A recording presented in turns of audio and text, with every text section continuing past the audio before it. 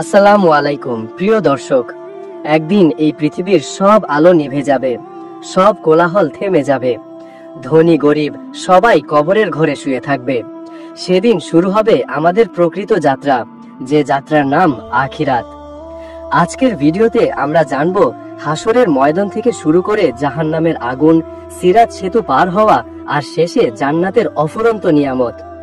সেদিন ইসরাফিল আলাইহিস সালাম সিংহায় ফু দেবেন, আকাশ বিদীর্ণ হবে, পাহাড় ভেঙে পড়বে, সাগর জ্বলে উঠবে, আর মানুষ আতঙ্কে দৌড়াবে, কিন্তু কোথাও আশ্রয় পাবে না। এরপর সব মানুষ কবর থেকে বের হয়ে আসবে। আল্লাহ বলেন, সেদিন মানুষ তাদের আমল দেখার জন্য বিভিন্ন দলে বিভক্ত হয়ে বের হবে। সূরা জিলজাল 6। রাসূল সাল্লাল্লাহু আলাইহি ওয়াসাল্লাম বলেছেন, মানুষ কিয়ামতের দিনে খালি পায়ে, নগ্ন ও অখতনা অবস্থায় উঠবে। সহিহ মুসলিম। সেদিন সূর্য এত কাছে চলে আসবে, মাত্র 1 বর্ষার দূরত্বে। তখন মানুষের ঘাম তাদের আমলের ওজন অনুযায়ী বের হবে। একবার ভাবুন, আজকের এই পৃথিবীতে একটু গরমে আমরা কষ্ট পাই, কিন্তু কিয়ামতের দিন সেই গরম হবে অসহনীয়, আর আশ্রয় নেয়ার মতো কিছুই থাকবে না। মা সন্তানকে চিনবে না, সন্তান বাবাকে চিনবে না, প্রত্যেকেই শুধু বলবে নাফসি নাফসি। কিয়ামতের দিন মানুষ জমায়েত হবে হাসরের বিশাল ময়দানে। সেখানে কেউ কারো খোঁজ নেবে না, সবাই থাকবে নিজের চিন্তায়।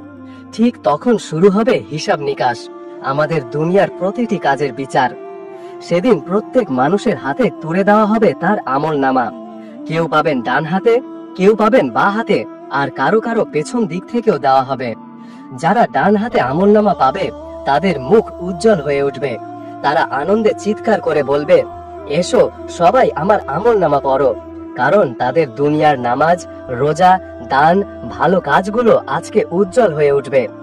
তাদের জন্য ঘোষণা হবে, তোমরা জান্নাতে প্রবেশ করো, যেখানে থাকবে শান্তি। সূরা ওয়াকিয়া 27 থেকে 34। তারা জান্নাতে যাবে যেখানে দুঃখ নেই, চিন্তা নেই, শুধু সুখ শান্তি। কিন্তু যারা বাঁ হাতে আমলনামা পাবে তাদের অবস্থা হবে ভয়াবহ।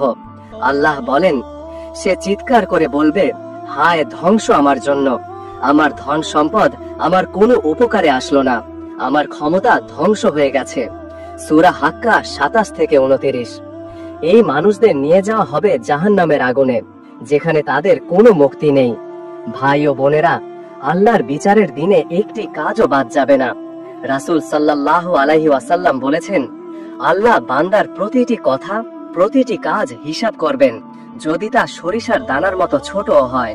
রাসূল সাল্লাল্লাহু আলাইহি ওয়াসাল্লাম বলেছেন,